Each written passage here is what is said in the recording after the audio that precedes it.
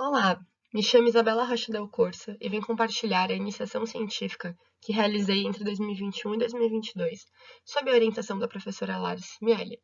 A pesquisa é intitulada Desafios para a Implementação da Reforma do Ensino Médio.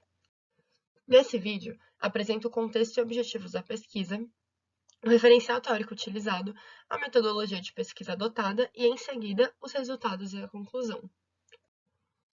A pesquisa está inserida dentro do campo de estudos da implementação de políticas públicas educacionais e possui como foco a reforma do ensino médio, instituída em 2017 através da Lei 13.415.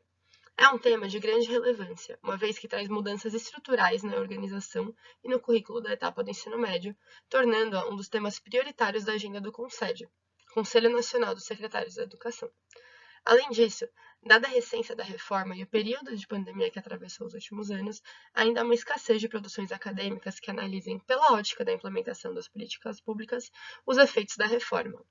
Portanto, o objetivo da pesquisa é compreender o processo de implementação da reforma do ensino médio e os desafios encontrados pela Secretaria Estadual de Educação de São Paulo, pelas diretorias de ensino e pelos diretores de escola da rede pública estadual no município de São Paulo ao longo desse processo.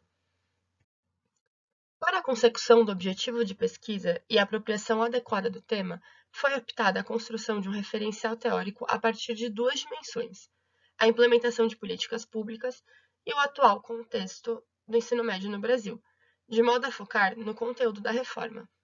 Tais dimensões, apesar de interligadas, podem ser melhor discutidas separadamente, tendo em vista a escassez de literatura que junte ambas as temáticas.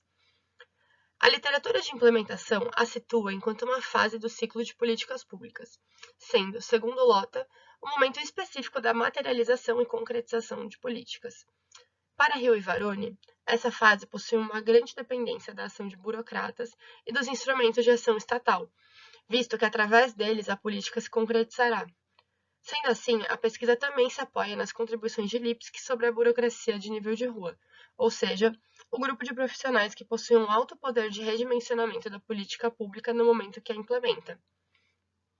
Um dos principais textos utilizados no referencial chama-se Efeito de Mudanças no Contexto de Implementação de uma Política Multinível, Análise do Caso da Reforma do Ensino Médio no Brasil, escrito por Lota e outras autoras. O texto situa a reforma dentro da literatura de implementação, afirmando que essa se deu em um contexto de implementação simbólica, ou seja, com altos níveis de conflito entre atores e ambiguidade na interpretação da política, e também em um contexto de múltiplas camadas, vista a maneira como a estrutura da educação básica é organizada no país.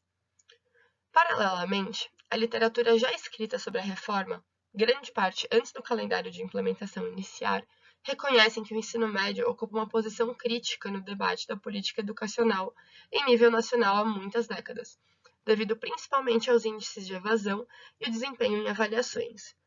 Os textos analisados, em consenso, trazem à tona a preocupação com o rápido trâmite da reforma, de modo que, segundo Hernandes, não permitiu diálogo e não permitiu que os sistemas de ensino fizessem diagnósticos sobre as possibilidades de sua realização na realidade concreta das escolas públicas e privadas. Além disso, os principais pontos discutidos são a ampliação da carga horária, as condições de trabalho docente e o financiamento das mudanças trazidas pela nova lei. A abordagem metodológica da pesquisa é qualitativa. Foi realizado um estudo de caso no município de São Paulo, e os objetos de estudo foram a Secretaria de Educação do Estado, as diretorias de ensino e escolas que ofertam o ensino médio. A coleta de dados foi feita através de entrevistas semi-estruturadas com um funcionário da SEDUC, duas dirigentes, uma de uma diretoria de ensino com alto desempenho no IDESP, Índice de Desenvolvimento da Educação do Estado de São Paulo, e outra com baixo desempenho. E, em seguida, foram entrevistados 4 diretores escolares, sendo 2 de cada diretoria previamente escolhida. A análise de dados foi feita a partir da análise de conteúdo, juntamente ao referencial teórico.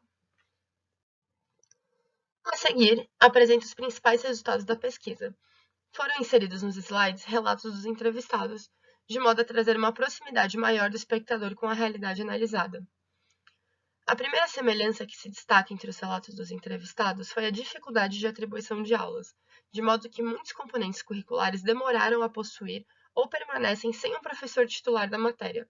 As principais motivações levantadas são a hesitação em dar aulas dos itinerários formativos e a falta de orientações consistentes vindas da SEDUC e da diretoria de ensino.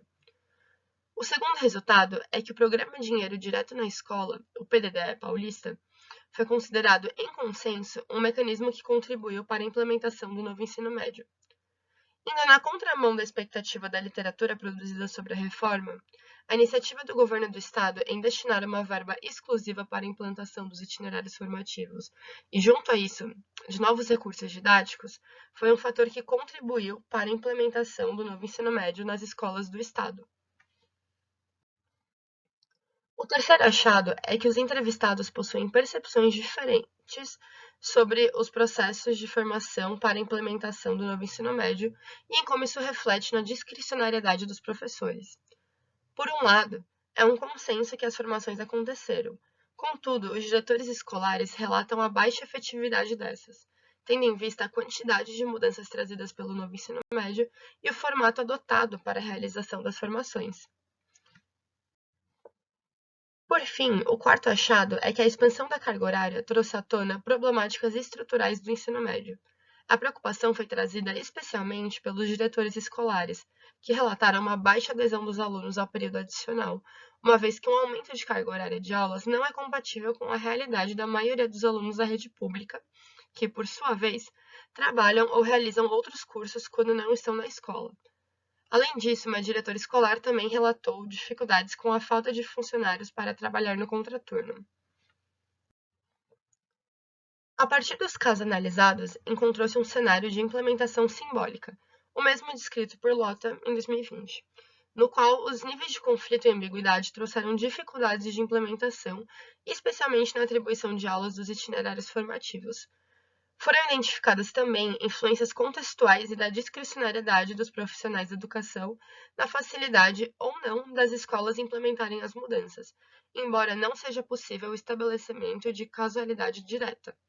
Através dos achados da pesquisa, toma-se como contribuição principal o achado que a garantia de condições adequadas de trabalho e estudo, bem como a clareza nas orientações institucionais, são peças fundamentais para a implementação de políticas educacionais.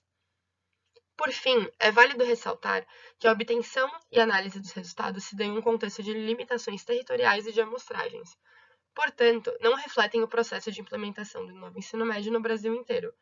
Sugere-se, a partir disso, que sejam feitos estudos semelhantes em conjunturas distintas.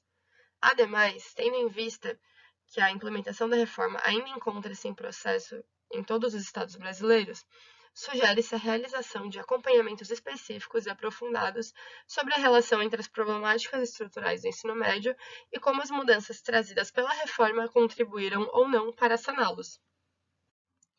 Agradeço pela atenção e o relatório completo pode ser encontrado no repositório da FGV Pesquisa.